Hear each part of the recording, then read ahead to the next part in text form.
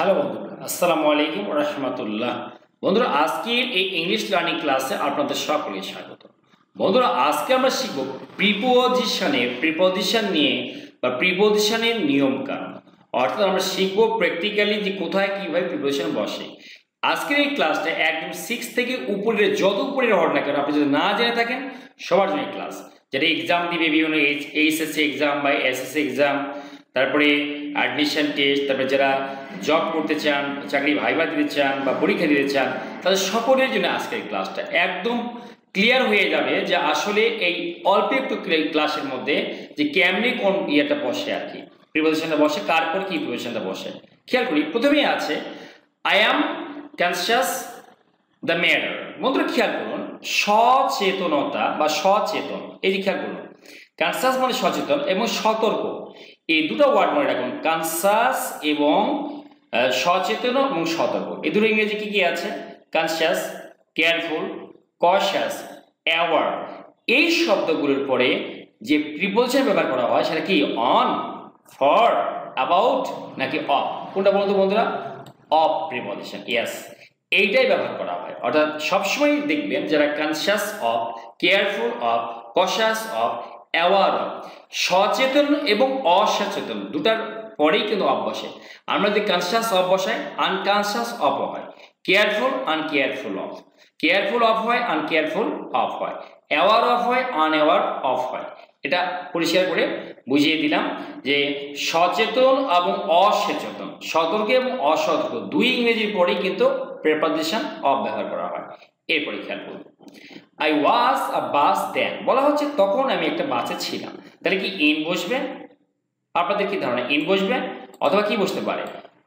এখানে আছে ইন অথবা অ্যাট অথবা অন অথবা ইনটু, কোনটা কারেক্ট বন্ধুরা? এখানে খেয়াল করুন যে বড় বড় যে যানবাহনগুলো আছে না, বড় বড় যে যানবাহনগুলো, সেক্ষেত্রে বড় বড় যানবাহনের আগে কখনোই ইন বসে না।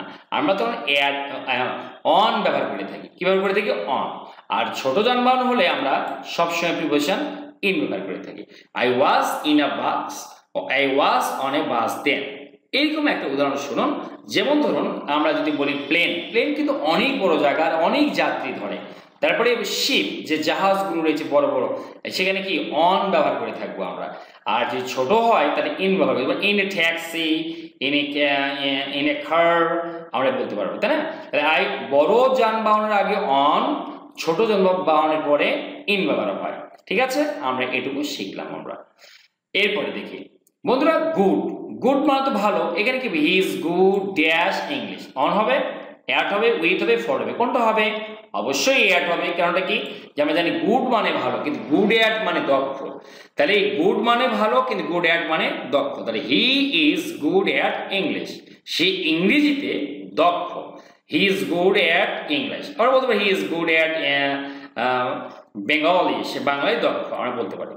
এবার দেখুন, let me look dash the word in the dictionary. এই যে লুক শব্দের পরে অনেকগুলো প্রিপজিশন বসে। Look after, look into, look upon, look up, look down upon. এই প্রিপজিশনগুলো ব্যবহার করা হয় কখন, কোনটা বসে? Late me dash the word in the book. খেয়াল করুন, এখানে let me dash the word in the book, এখানে খুঁজে বের, তার মানে হচ্ছে আমাকে বইটির মধ্যে থেকে শব্দটা খুঁজতে দাও, মানে খুঁজে বের করতে দাও। এখানে খুঁজে বের করা ব্যক্তি বা বস্তুকে খুঁজে বের করলে আমরা বলি, বা কোনো চাকরিকে খুঁজে বের করলে আমরা ফর ব্যবহার করি। যেমন I am looking for a job, I am looking for a pen, I am looking for him, আমি তাকে খুঁজছি, একটা কলম খুঁজছি। কিন্তু যদি শব্দ খুঁজে বের করা হয় তখন প্রিপজিশন আপ ব্যবহার করা হয়। Let me look up the word, আমাকে শব্দটি খুঁজে বের করতে দাও ইন দ্য বুক, বইয়ের মধ্যে থেকে, তাই না? তাহলে শব্দ খুঁজে বের করে ইংরেজি লুক আপ, কিন্তু কোনো ব্যক্তি বস্তু বা চাকরি খুঁজে বের করতে হলে আমরা লুকের পরে ফর ব্যবহার করে থাকি। এবার খেয়াল করুন, Amerigo is separated dash his father, blank his father. এখানে ব্ল্যাঙ্ক চিহ্ন দেওয়া আছে, ডট ডট হিজ ফাদার। এখানে কি হবে? এখানে কি হবে? উইথ সেপারেটেড পরে নাকি ফ্রম নাকি অ্যাজ নাকি অফ, কোনটা সঠিক মনে হচ্ছে? এখানে আসলে কোনটা, এখানে যেটা হবে সেটা হচ্ছে ফ্রম। কেন ফ্রম হবে? যদি কোনো জায়গাতে বিচ্ছিন্ন হয়ে পড়েন আপনি, তবে আপনি কিন্তু অবশ্যই সেখানে প্রিপজিশন ফ্রম ব্যবহার করবেন। যেমন ধরে নেন এটার থেকে ওটা ভিন্ন, তাহলে ইট ডিফার্স ফ্রম দ্যাট, তার মানে একত্রিত নয় কিন্তু ভিন্ন ভিন্ন হলো, বিচ্ছিন্ন হয়ে গেল। যেমন আপনি বলবেন যে আই অ্যাম ফ্রম ঢাকা, আমি ঢাকা থেকে আসছি, মানে ঢাকাতেই আপনি নেই, ঢাকা থেকে বিচ্ছিন্ন হয়ে গেছেন। এরকম বিচ্ছিন্ন হলে পদচ্যুতি হলে সাধারণত অপাদান যে কারকটা আছে বাংলায়, সেই কারকের ক্ষেত্রে আমরা দেখা যায় যে ফ্রম ব্যবহার করতে হয়। এরপরে নেক্সট ওয়ার্ড তাহলে খেয়াল করুন, he is senior dash me by 3 years, এখানে ফ্রম হবে, উইথ হবে, টু হবে, আন্ডার হবে, কোনটা হবে? আসলে সিনিয়র, জুনিয়র, সুপিরিয়র এবং ইনফেরিয়র মানে আই ও আর, খেয়াল করুন তো, I O R, senior, junior, superior, inferior, এই শব্দগুলোর পরে টু ব্যবহার করতে হয়। সিনিয়র, জুনিয়র, টু এবং টু ব্যবহার করতে হয়, এই to. He is senior to me by 2 years, he is senior to me by 2 years। এরপর দেখি, যদি আপনি ভালো কাজে আসক্ত হন তাহলে আপনাকে কি ডিভোটেড শব্দের পরে কি করতে হয়? ডিভোটেড মানে অনুরাগী বা নিবেদিত, এই শব্দের পর কি ব্যবহার করতে হয়? For, is devoted for his আর his studies, no, with, no, on, no, কি হবে এখানে? টু ব্যবহার করতে হবে। ডিভোটেড এর পরে সব সময় প্রিপজিশন টু ব্যবহার করতে হয়, ডিভোটেড টু হার স্টাডিজ। এবারে কি, he lives on the street, এখানে আমি অন বলেই ফেললাম, আসলে অন হবে, কেন অন হবে আমরা একটু ব্যাপারটা বুঝে নিই। বন্ধুরা খেয়াল করবে, যদি যেদিক দিয়ে রাস্তায় যেদিক দিয়ে যানবাহন যায় সেখানে যদি হয় তাহলে ইন ব্যবহার করতে হয়, কিন্তু মানুষ তো আর ওইখানে বাস করে না, করে কোন দিকে? রাস্তার সাইডে, যে দিক দিয়ে গাড়ি ঘোড়া চলে না, তাহলে ওই রাস্তার সাইড দিয়ে হলে আমরা লিখবো অন, আর রাস্তার মধ্যে হলে লিখবো আমরা ইন। তাহলে লিখবো he lives on the street. যদি ইন দ্য স্ট্রিট বলি আমরা ভুল হয়ে যাবে, অ্যাডও হবে না, উইথ হবে না, ফর হবে না, ইনও হবে না, এখানে হবে অন। অন কখন হয়? যখন রাস্তার সরাসরি মাঝখানে না হয়ে তার ধারেও হয়, তখন আমরা অন ব্যবহার করি, he lives on the street. এরপরে খেয়াল করুন, এই ডাই একটা ভার, ডিআইই, ডাই, এখানে ডাইট পাস্ট টেন্স লেখা আছে। তো এই ডাইয়ের পরে অনেকগুলো প্রিপজিশন আসে, কখনো আসে ডাইয়ের পরে আউট, ডাই আউট মানে বিলুপ্ত হওয়া, যেমন পশু পাখি বিলুপ্ত হয়। ডাই, যখন খাবার খেয়ে মারা যাবেন তখন ডাইয়ের পরে ফ্রম ব্যবহার করতে হয়। যদি আপনি অসুখে মারা যান তাহলে ডাইয়ের পরে অফ ব্যবহার করতে হয়, কিন্তু যদি আপনি দুর্ঘটনায় মারা যান তো ডাইয়ের পরে ইন ব্যবহার করতে হয়। আর যদি আপনি দেশের জন্য প্রাণ দেন, কারোর জন্য প্রাণ উৎসর্গ করে দেন, তাহলে আপনাকে ডাইয়ের পরে ফর ব্যবহার করতে হবে। যেমন এখানে লেখা আছে he died for the country in 1971, 1971 সালে সে দেশের জন্য জীবন দিয়েছিল। He died for the country, N for হবে প্রিপজিশন, অপ হবে না, ফ্রম হবে না, বাই হবে না। খেয়াল করুন, মাই ফাদার ডিলস রাইস। বন্ধুরা ডিল এটা একটা ভাগ, এই ডিলের পরে দুটো প্রিপজিশন বেশি ব্যবহার করা হয়, অনও হবে না, ইনও হতে পারে, অথবা উইথ ব্যবহার করা হতে পারে, ফর হবে না। এখানে খেয়াল করুন যে যদি আপনি ব্যবহার করা বোঝায়, ব্যবহার মানে আচরণ বোঝায়, তাহলে ডিলের পরে উইথ বসে। যেমন he deals with me very well, এভাবে লিখতে পারবেন, সে আমার সঙ্গে ভালো আচরণ করে, মানে আচরণ করা হলে ডিলের পরে উইথ বসে। আর ব্যবসা করা হলে আমরা ডিলের পরে ইন লিখবো। যেহেতু লেখা আছে my father deals in rice, আমার বাবা চালের ব্যবসা করে, তাহলে my father deals in rice, এই জন্য আমরা অনেকে ডিলার বলে থাকি ব্যবসায়ীদেরকে। এরপরে কি next, you are sitting dash me, কি হবে? অন, আমার উপরে, অ্যাট, বাই, ওভার, কোনটা সঠিক মনে হচ্ছে? আসলে হবে বাই, বাই মানে পাশে।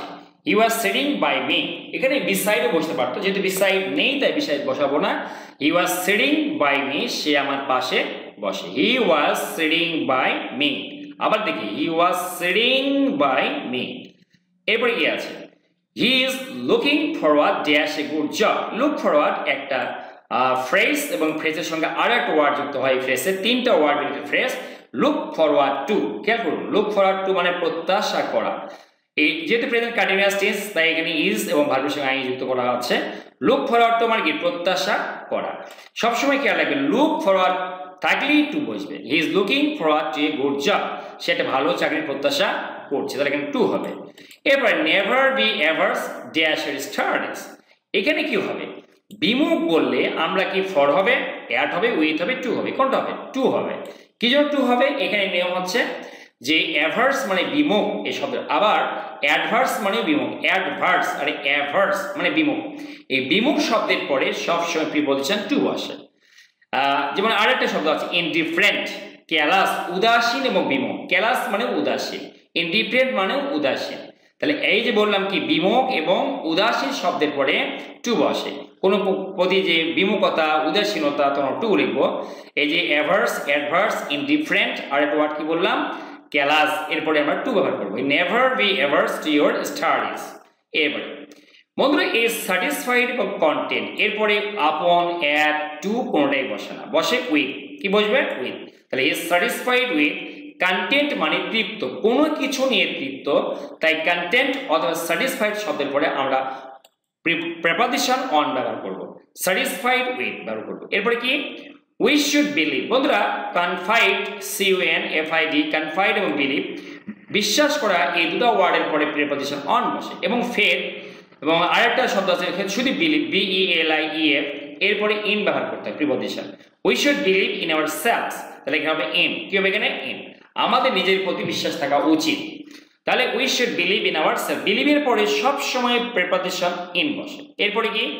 Jerry came here dash for এই যে বয়স বোঝালে আমরা অ্যাড বসিয়ে থাকি তাহলে Jerry came here at for সে 4 বছর বয়সে এসেছিল ইনও হবে না উইথও হবে না ফর হবে না Jerry came here at for এরপরে কি father was dash the field এখানে অন হবে অ্যাট হবে উইথ হবে নাকি ইন হবে আসলে ইন হবে in the field in the sky in the river in the pond in the river এগুলো করতে হয় তাহলে আমরা এটা বুঝতে পারি কতগুলো জায়গা আছে ইন বসে in the field in the sky in the river in the pond এগুলো ব্যবহার করব আমরা ঠিক আছে তাহলে এখানে হবে in এরপরে what did we have dash lunch এখানে কি হবে in নাকি at নাকি on নাকি for এখানে হবে at কেন at হবে আমরা বুঝে নিই যে আমরা যে দিনে বিভিন্ন সময় খাবার খেয়ে থাকি লাঞ্চ তারপরে ব্রেকফাস্ট ডিনার তারপরে সাফার এইগুলোর আগে অ্যাড ব্যবহার করতে হয় সব সময় প্রিপোজিশন অ্যাড ব্যবহার করতে হয় তাহলে what did you have at lunch what did you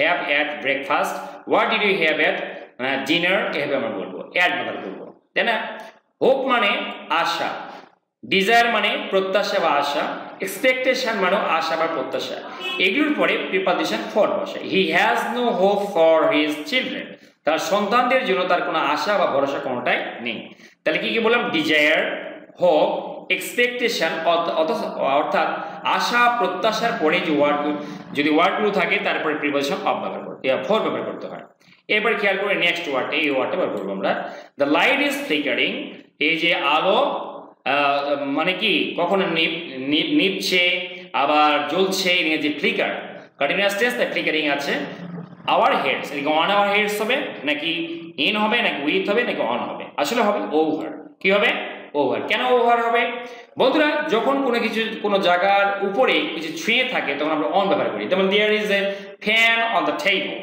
টেবিলে একটা কলম আছে কলমটা কিন্তু টেবিল ছুঁয়ে আছে টেবিলের উপরে আছে অথচ ছুঁয়ে আছে এরকম হলে আমরা অন ব্যবহার করব আর উপরে আছে ছুঁয়ে নেই মাথা তো তার বাল্বটা তো ছুঁয়ে নেই যে লাইটটা আছে সেটাকে ছুঁয়ে আছে মাথার উপরে আছে মাথার একদম উপরে আছে কিন্তু ছুঁয়ে নেই এরকম অর্থে আমরা ওভার ব্যবহার করব the light is flickering over our heads আর he was at home dash none এখানে ইন হবে নাকি অ্যাড হবে নাকি উইথ হবে নাকি অন অনেকেই ধরে ফেলেছেন এখানে অ্যাড হবে বন্ধুরা খেয়াল করবেন খুব সহজ নিয়ম তিনটা জায়গায় অ্যাড হয় তিনটা জায়গায় ইন হয় বাকি সব জায়গায় অ্যাড হয় দিনের যে বিভিন্ন অংশগুলো আছে তাকে ভাগ করলে তিনটা জায়গা পাওয়া যাবে ইন যেমন in the evening in the afternoon in the morning in the morning in the afternoon in the evening এই তিনটা জায়গায় ইন বাকি সব জায়গায় at noon at night at dawn এবং অ্যাড ব্যবহার করতে হবে তো বন্ধুরা কেমন লাগলো অবশ্যই কমেন্ট বক্সে কমেন্ট করে জানাবেন thanks for watching the video thanks for staying with me thanks a lot